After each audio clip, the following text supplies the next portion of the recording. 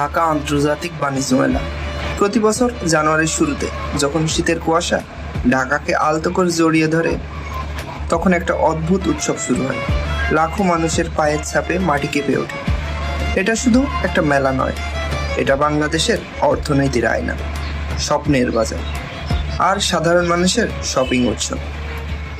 এটা ঢাকা আন্তর্জাতিক বাণিজ্য মেলা। কিন্তু এর পেছনের গল্পটা কি সবাই জানে? এই যাত্রা শুরু হয়েছিল 1995 সালের 1 ডিসেম্বর।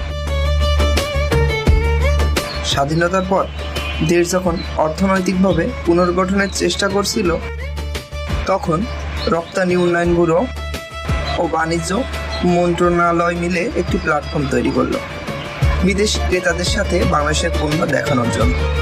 প্রথম আসর হয়েছিল অস্থায়ী, কিন্তু 1996 সাল থেকে এটা বার্ষিক হয়ে গেল। ওই সময় বিদেশি ক্রেতারাও আসতেন।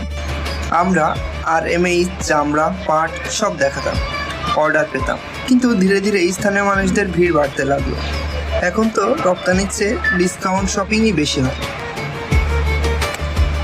1996 থেকে 2021 পর্যন্ত মেলা হতো শেরে বাংলা নগরে, বঙ্গবন্ধু আন্তর্জাতিক সম্মেলন কেন্দ্রের পাশে। কিন্তু ঢাকার যানজট, জায়গার অভাব, এসব কারণে 2022 সাল থেকে স্থায়ীভাবে সরে গেল পূর্বাচলে। বাংলাদেশ চীন মৈত্রী প্রদর্শনী কেন্দ্র, প্রায় 200 একর জমির উপর বিশাল কমপ্লেক্স। এখানে এসে মেলা নতুন রূপ পেল। 2021 সালে কোভিডের কারণে পুরো মেলা বাতিল হয়ে গিয়েছিল, কিন্তু 2095 সাল থেকে শুরু করে এটাই একমাত্র বছর যখন এই মেলাটা হয়নি। প্রতি বছর এখানে 300 থেকে 350 স্টল হয়। 2026-এর 30তম আসরে স্টল বসেছিল 324টি। একসময় লাখ লাখ দর্শক আসতেন। 2020-এর আগে রেকর্ড ছিল প্রায় 25 লাখ। মেলার মূল লক্ষ্য ছিল রপ্তানি বাড়ানো, কিন্তু এখন স্থানীয়রা ইলেকট্রনিক্স, গৃহস্থলী, খাবার ডিসকাউন্টে কিনতে আসেন। সমালোচকরা বলেন এটা এখন রপ্তানি মেলা থেকে শপিং ফেস্টিভ্যালে পরিণত হয়েছে।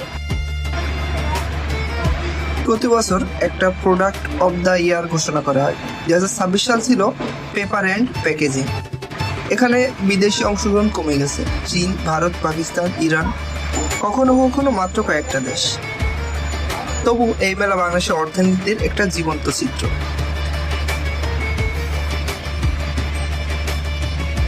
এখানে অনেক ধরনের পণ্যের প্রচার হয়, ভ্যাট সংগ্রহ হয় কোটি কোটি টাকা। আর সবচেয়ে বড় কথা, এটা একটা সামাজিক উৎসব। শীতের দুপুরে পরিবার নিয়ে ঘুরে বেড়ানো, জাহাজি খাবার খাওয়া, ছোট ছোট রাইডে চড়া, এসবই এই মেলার এখন অংশ। ঢাকা আন্তর্জাতিক বাণিজ্য মেলা শুধু এখন ব্যবসা নয়, এটা আশা, স্বপ্ন আর সাধারণ মানুষের উৎসব।